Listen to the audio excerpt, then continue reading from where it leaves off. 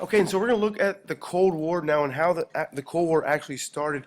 It's going to come from two conferences where the winners um, of World War II are going to excuse me ag- meet the big three, and this video is going to explain Yalta, and then I'll pause and explain the second one, Potsdam.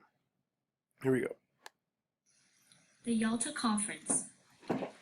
With Hitler and Germany now defeated, the consequences for starting a world war were to be discussed for Germany.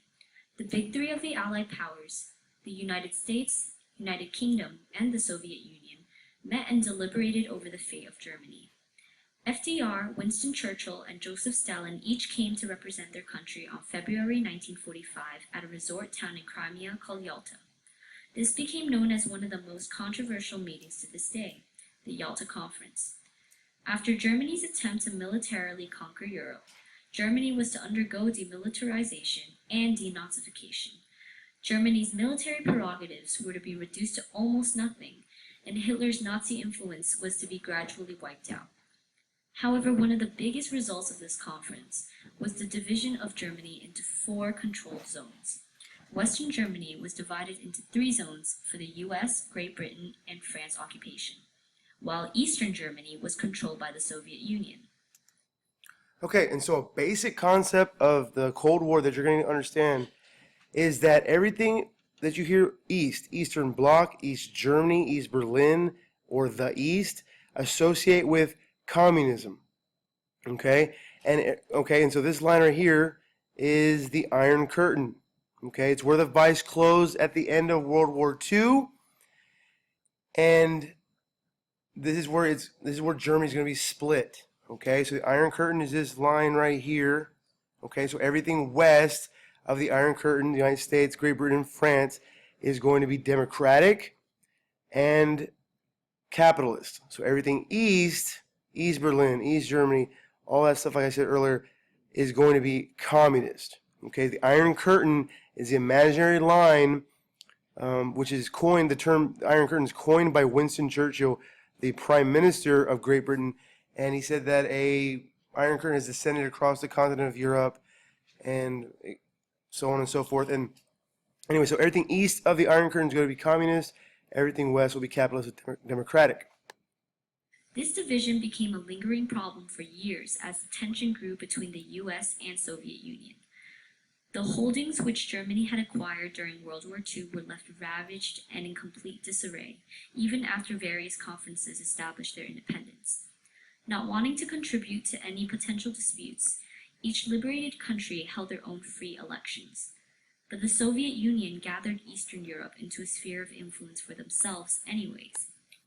Okay, so at Yalta, they agreed that they were going to have these free elections, and that we were going to allow these newly liberated countries that Germany had taken over. We were going to allow them to have their own elections and allow them to decide what type of government type they'd like. And so the Soviets do not abide by this. We'll learn about that in Potsdam in a little bit. But it's going to influence these areas through either intimidation, or there's just multiple ways you can affect your rule. You can have limited voting sites. You can just flat out lie about the results, blah blah blah. But anyways, the eastern part, the Eastern Bloc, is going to be communist and under Soviet influence, and it's going to act as a buffer zone between Germany and the Soviet Union, because the Soviet Union had already been invaded by Germany twice. Once in the World War One, and another time here in World War Two. Moving on. Besides the physical changes that came from the Yalta Conference and the end of World War II, there were political developments as well.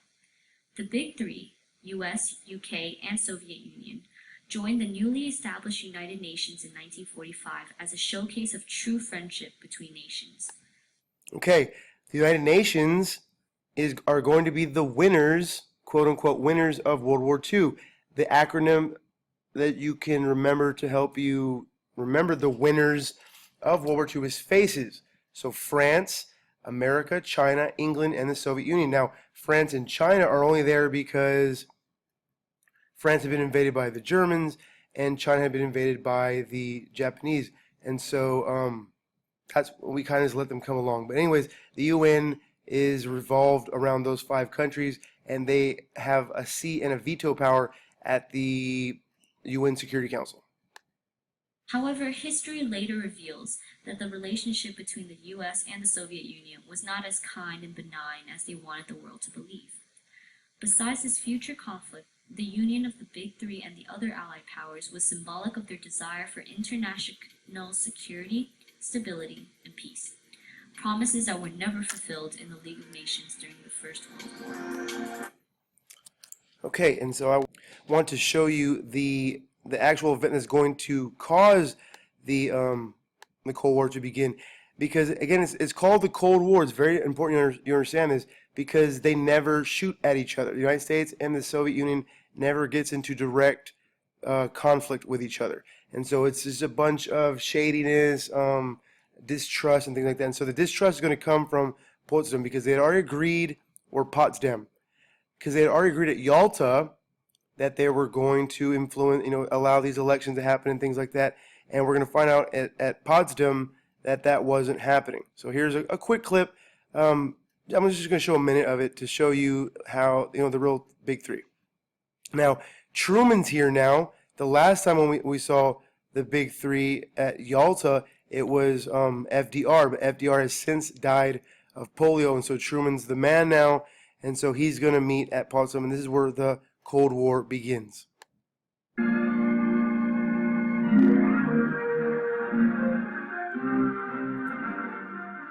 Winston Churchill is Truman's first caller at United States headquarters in Potsdam.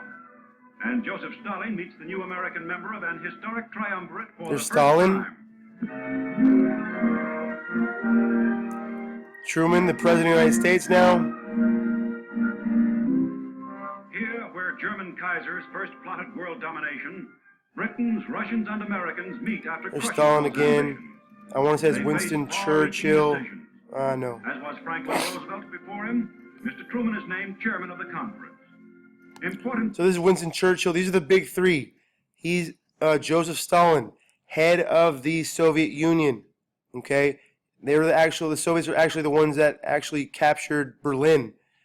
Harry S. Truman, who was vice president during World War II, but after the death of FDR, he becomes president. And finally, Winston Churchill, the Prime Minister of Great Britain, represents England. Same thing.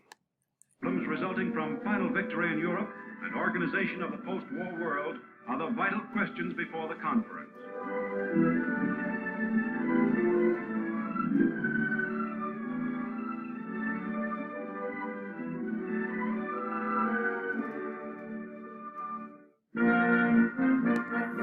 Okay, and so at the end of this, of Yalta and Potsdam, at the end, this is where the Cold War starts. And just one thing, it's not in any of these documentaries, but understand that Truman goes up to Stalin at one point.